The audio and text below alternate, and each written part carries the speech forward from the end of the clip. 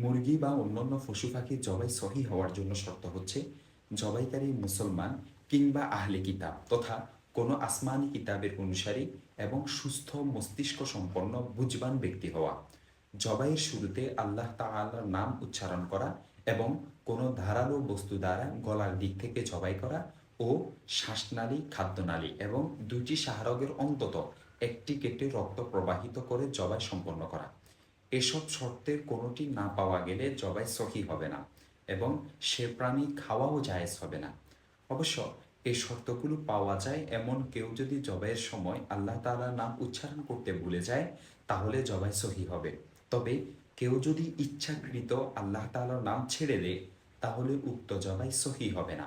দেখতে পারেন সূরা মায়েদা ৩ নং আয়াত, ৪ নং আয়াত এবং ৫ নং আয়াত, সূরা আনআম আয়াত নং ১২১, সহি বুখারী হাদিস নং ৫৫০৩, সহি ইবনে হিব্বান হাদিস নং ৫৮৮৮, মুসান্নেফে আব্দুর রাজ্জাক হাদিস নং ৮৫৭৮, ৮৫৪১ এবং ৮৫৫৬, তাফসীরে তবারী ৪ নং খণ্ড ৪৪০ নং পৃষ্ঠা, আহকামুল কোরআন জাসসাস রহমতুল্লাহি আলাইহি ৩ নং খণ্ড ৭ নং পৃষ্ঠা।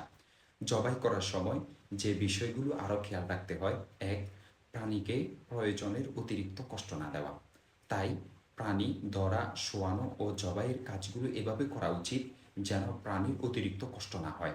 দেখতে পারেন সহিহ মুসলিম হাদিস নং ১৯৫৫, মোসান্নেফে আব্দুর রাজ্জাক বর্ণনা নং ৮৬০৯। ২. জবাইয়ের সময় পশুর মাথা দক্ষিণ দিকে রেখে কেবলামুখী করে বাম কাতে শোয়ানো এবং জবাইকারী কেবলামুখী হয়ে জবাই করা। দেখতে পারেন মুসান্নেফে আব্দুর রাজ্জাক বর্ণনা নং ৮৫৮৭। ৩. জবাইয়ের জন্য ধারালো অস্ত্র ব্যবহার করা। নবী করিম সাল্লাল্লাহু আলাইহি ওয়াসাল্লাম ইরশাদ করেছেন, আল্লাহ তাআলা সবকিছু সুন্দরভাবে সম্পাদন করার নির্দেশ দিয়েছেন। অতএব যখন তোমরা হত্যা করবে তো উত্তম পদ্ধতিতে হত্যা করো, যখন জবাই করবে তো উত্তম পদ্ধতিতে জবাই করো। প্রত্যেকে তার ছুরিতে শান দিবে এবং তার পশুকে শান্তি দিবে। সহিহ মুসলিম হাদিস নং ১৯৫৫। ৪. প্রাণীর সামনে অস্ত্র ধার না দেওয়া এবং এক প্রাণীর সামনে অন্য প্রাণীকে জবাই না করা। আবু হুরায়রা রাদিয়াল্লাহু তাআলা আনহু বলেন, কেউ যেন প্রাণীর দৃষ্টির সামনে ছুরিতে শান না দেয়। দেখতে পারেন মুসান্নেফে আব্দুর রাজ্জাক বর্ণনা নং ৮৬০৬ এবং ৮৬১০। ৫. দক্ষ ও পারদর্শী লোকের মাধ্যমে দ্রুত জবাইয়ের কাজ শেষ করা। ৬.